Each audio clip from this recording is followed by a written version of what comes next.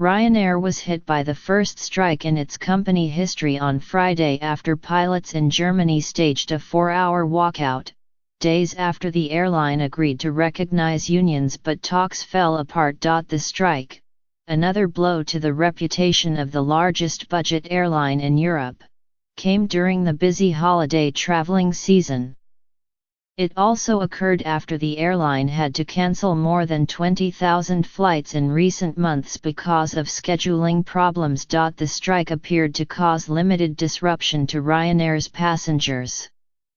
The company, which is based in Ireland, said that 9 of its morning flights leaving from Germany had been delayed, but that none had been cancelled. The union deemed the strike a success, nonetheless, saying that it had put pressure on the company's management. They had to work all night to mitigate the consequences of the strike, and there were nearly no consequences for the passengers, Markus Wall, a spokesman for the German union, Vereinigung Cockpit, said on Friday. It was a win-win situation. We hit the company without hitting the passengers. The strike unfolded after the company agreed last week to change its long-standing position and recognize pilots' unions for the first time. Ryanair's announcement was seen as an indication that it would have to grapple with the same labor costs and issues as its legacy competitors. But the union said further talks with Ryanair management were cancelled because the airline had rejected the inclusion of 2 people on the council formed to represent pilots in the negotiations. The move indicated that the company was not interested in serious negotiations with organized pilots, the union said.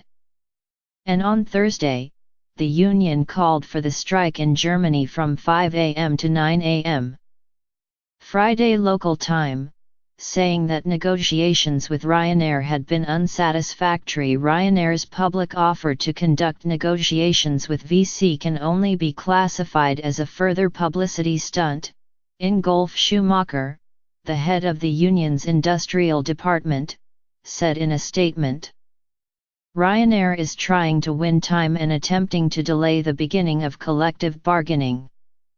Ryanair said it had objected to having a contract pilot, who had not flown with the company for 15 months and was in litigation with the company, at the union talks. The union said this pilot had been fired 2 days after he publicly said he was a member of the union's negotiating team and was taking this to court.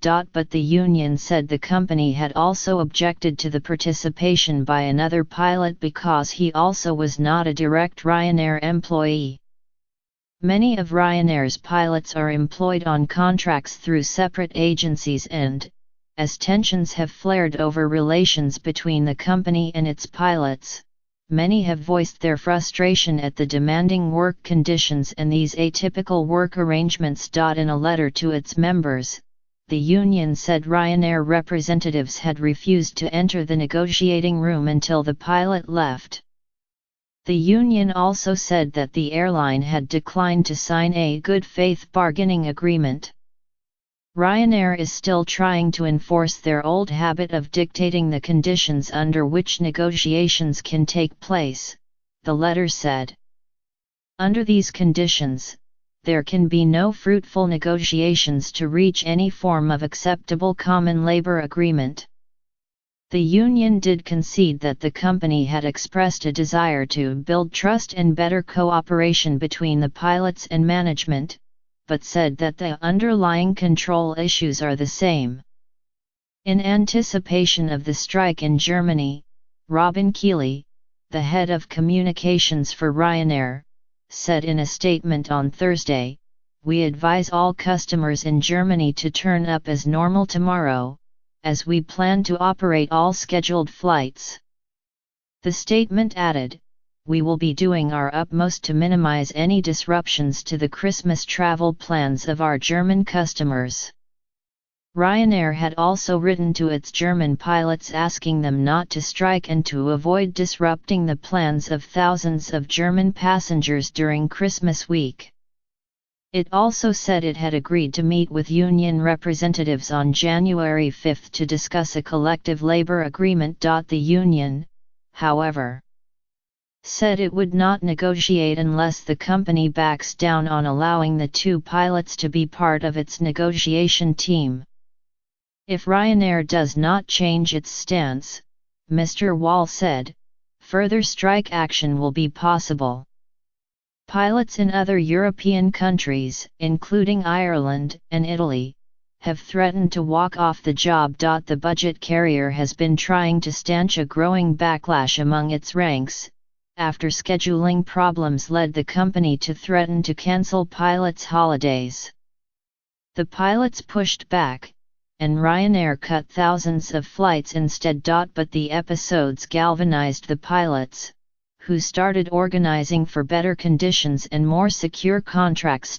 Union negotiations have not been as disastrous in Ireland, where Impact, which represents Irish pilots, said on Thursday that the company had confirmed its recognition of the union in writing and that both sides had agreed to meet on January 3 to establish collective bargaining procedures.